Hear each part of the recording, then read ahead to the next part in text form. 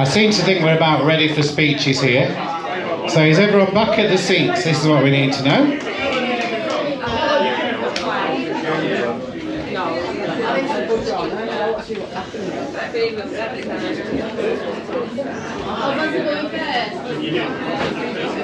That's Carl's fault again. If you hadn't put me through the prayers and church suits, Carl would have. You're like great students. That's about point to start for me, isn't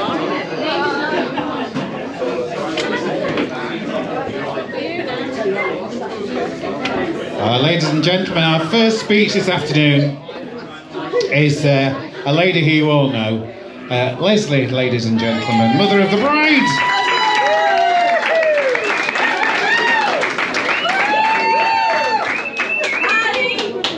I'd like to thank everybody for coming and sharing this special day with Helen and Carl. Right, Helen, don't look so worried, because I'm not going to tell everybody about all your embarrassing moments as a child. Yeah. But before I do start, there are two people who do deserve a mention, and they're not Helen's step-parents, but they're the parents who have stepped up. So can you please raise your glasses to Vernon and to Debbie?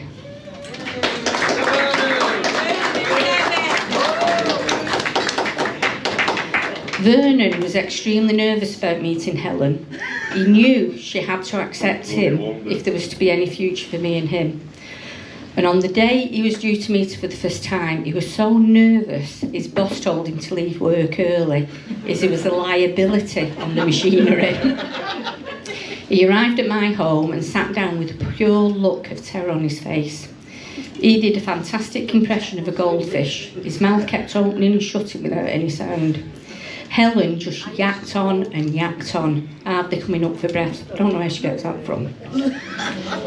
On his second visit, he sat and he listened as she played all of the James Bond movie themes on a cello, then sat and listened as she played all the James Bond movie themes on a keyboard. And to this day, she still hasn't said if it was to impress him, entertain him, or scare him away. When Helen was 14, she did a work experience on a working farm in Scotland. I packed up my little caravan, including my dad, Helen's gramps, Harry, and the cello and the keyboard, and in the evenings she played in the fields with cows looking over the fence, taking it all in, and other caravanners sitting outside listening to her impromptu concerts. I dropped her off at the farm every morning and picked her up each evening. On the second or third day, the farmer came dashing out to me. My heart sank, worrying what had happened. Not just me who's clumsy, but Helen is clumsy as well. And he said to me, "The last name is Boardman, isn't it?" So I said, "Yeah." He said, "Well, there seems to be a bit of confusion. The teacher rang up this morning to ask how she was getting on, and she'd warned him that Helen was well behaved, very polite, very quiet, a girl of not many words. Some of you will see Helen like that today." And he said, "You've got the wrong person." He just laughed. And he said, "She's never shut up. She's never shut up asking questions, and when she's just working with the animals on her own, her lips never stop flapping."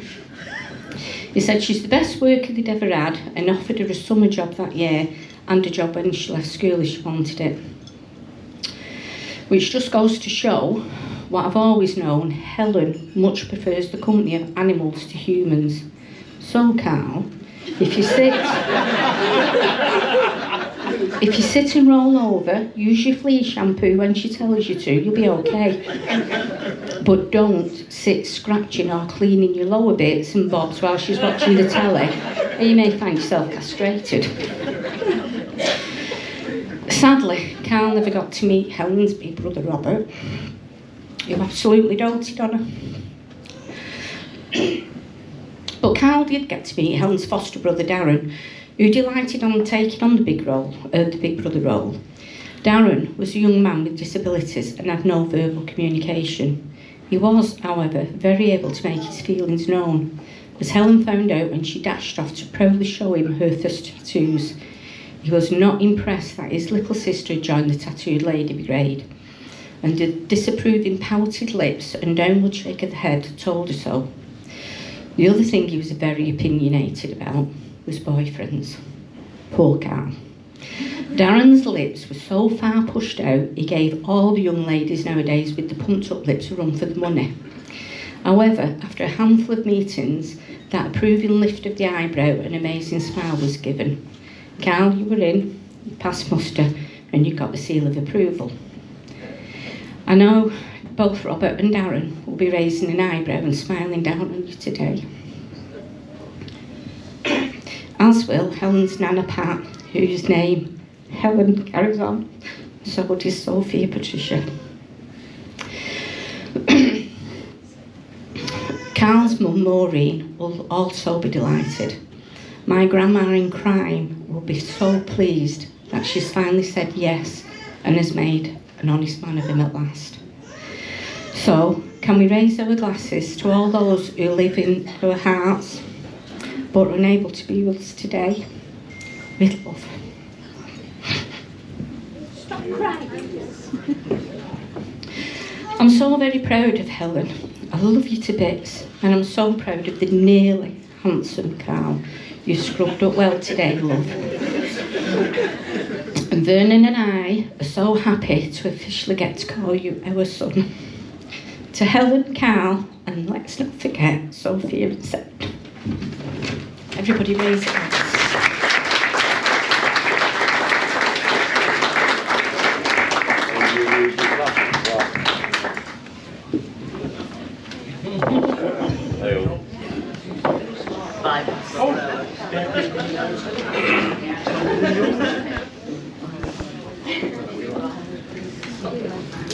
I'm to do it big one, not glasses on. It looks like I've got loads of speeches, but I don't. Just maybe the font of it really or something. Is that staying there? You sure? Hello everyone. Hello everyone. Thank you for coming to mine and Ellen's special day today. It means the world that you've all come here. So I'll try and keep this speech nice and short, just like Sarah. Look at the face. Oh, it looks so ill, doesn't So we can all get drunk and carry on enjoying my birthday party on your wedding day. So I hope you've all topped with your glasses, as I've got a fair few toes to get through today. I'd like to thank all those involved in making this an incredible day for us both. Thanks to Leslie and Vernon, David and Debbie, and my mum and dad. Without you all, we wouldn't be here today. So from my new wife and myself, thank you for all the years of supporting us, welcoming me into your families, and raising such a wonderful woman. So cheers. That's where everyone raise your glasses.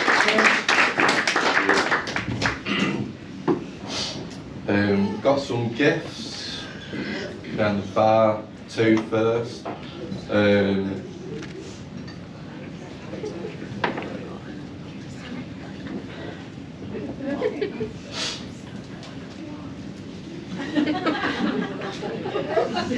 Good timing this and all that. I should have gone up and said to him first.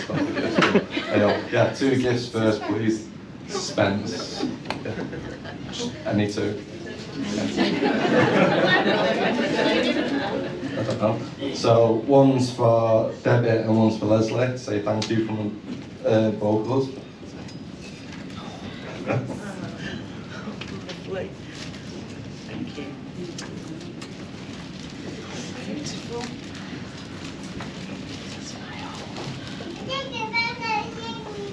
So you have to stand up there as well, don't you? This is gorgeous. So Dad, Dave and Vernon, I'll get us some shots in a little bit. After we've had the speeches. So can everyone please raise a glass to the parents? Cheers.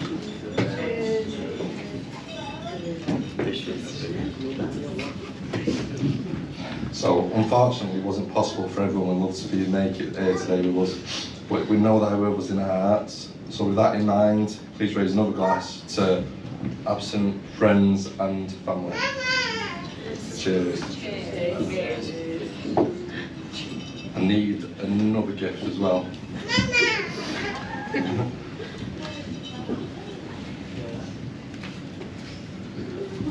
no suspense. So this gift's for Janet, for making all the incredible decorations today, what we have here, with the help of Sean, I've been told. So not to leave Sean out. Sean made an incredible sign up front. Thank you for that. So I've got a couple of special mentions as well. Say thank you to Vicky, even though she's not here. Yeah, she'll be here later on tonight. She's the person who made the cake. She's over there. It was absolutely incredible, so I'm sure I'll go down an absolute treat and not last too long. I like cake. Yeah. I want to say thank you to all the staff and caterers here at Monton Sports Club for putting an incredible function for us, so thank you.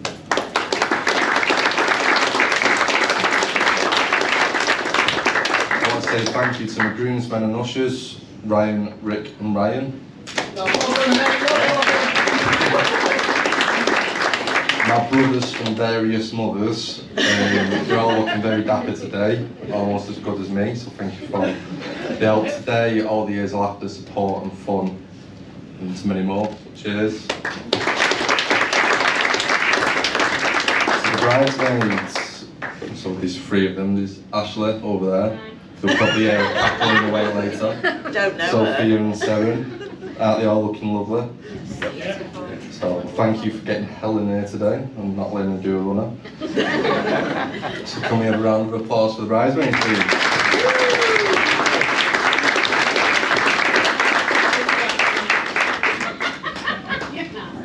And there's that cackle. Yeah. Witchy poo in the corner. Is your pocket still full, right? Yeah. So, in a minute. So, I'd like you all to turn your attention to my beautiful bride, Helen. No, thanks. Today you've made me the most happiest man alive. Age 3. You've given me two beautiful, smart, funny and kind-loving girls who fill our heart with love every day, and I can't thank you enough for that. You've always been by my side when I've needed you the most. Through many styles of hair, the loss of my ponytail, the obsession with guitars, fishing and Pokemon. Without you, I wouldn't be the person I am here today. So thank you. And on that note, I'm going fishing on Monday.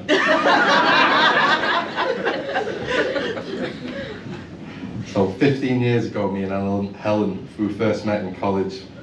Had beautiful long blonde hair, boyish good looks and a jawline. This must have been what attracted me to Helen. I remember our first kiss. We stayed the night at our friend's house, on separate sofas of course. We just got back from a party, many drinks were drank, and then Helen scuttled her way over from her sofa to mine, and she just wouldn't leave me alone. So this led to our first date a few weeks later. It was to the cinema. I can't remember what we watched. Can you remember what we watched? Pokemon, probably. Was it not Wally? It might have been Wally, but I can't remember because we decided to take a bottle of absinthe with us. So drinking absinthe wasn't the best of ideas. But we carried our date on to one of the bars where we used to go to quite a bit. This is where we found our love of pool. So Helen thought it'd be fun to rob a pool ball. And such said pool ball there. So this pool ball's been with us for the last 15 years. So from our first date to our wedding day, the pool ball's been with us all the way. And just think 15 years later we're celebrating our wedding day, but mainly my birthday. So would everyone please raise a glass to the new bride, to Ellen. Cheers. Cheers.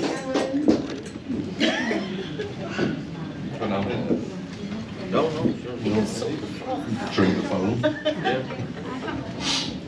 But there's one last person I'd like to thank, the best man, Mr. Brett Ray, aka Andre the Seal.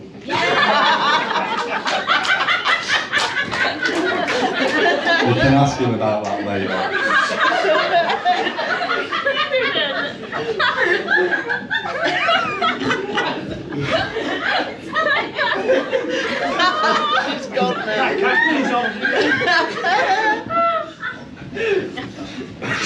Guys, carry on.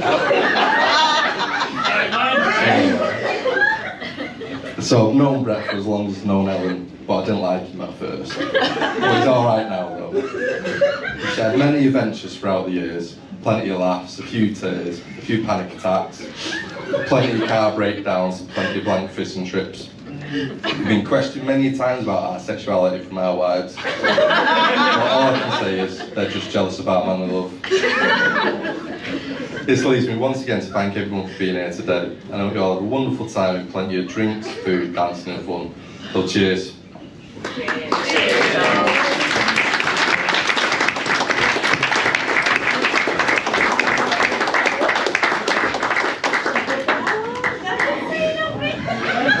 Oh dear, is this payback? What are you laughing at? Finish it.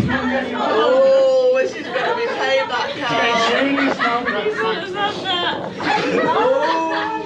What have you done? I don't know. That's right, that's Helen. I'm nice to you. What was your idea? No, it wasn't my idea. Not dead. I haven't. No, it's you that. I haven't said nothing. Oh, you. It's quite natural in the Jewish community.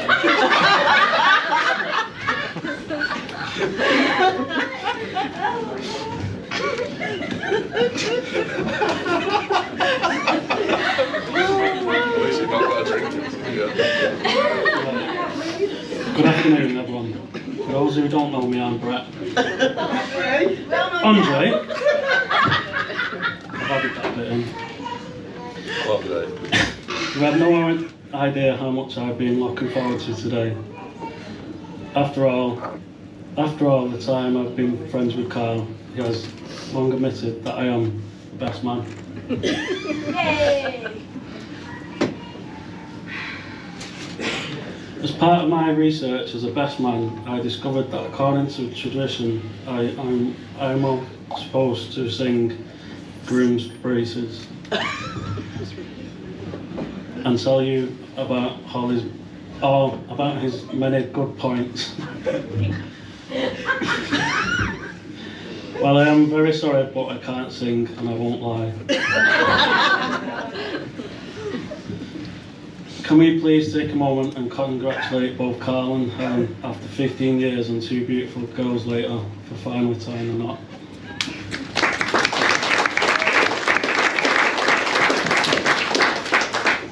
I first met Carl, a Pokemon hunter, back in college days when he had his glorious long blonde hair, and I'll admit I wasn't a fan of the ponytail. But Helen took a shine to it. We grew closer when we both started working at Morrison's. It was then I realised it was love at first sight. We have shared many memories from the nights out to fishing. I have very quickly learned Carl's a better drinker than Helen. It's just 2 words, Bolton and Fishbowl. You had to pick her up that night as well, didn't you? I did. Yeah. She threw up in the fishbowl. My mate was going to drink it, but I got to there. Drink the At stick least out I of the like fishbowl. contained it. And then she sat on the floor in the toilet crying. Hit me up, pal. Hit me up. Yeah, both amazing friends to myself and my wife, and we'll go out the way to help when you need them. There isn't a day that goes by when he doesn't cross my mind. I didn't like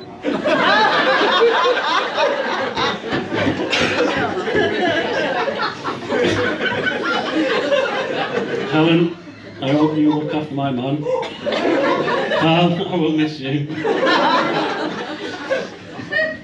Can we all please raise a glass to the new Mr. and Mrs. Lee? Wish you all the best. Cheers. Cheers. Cheers.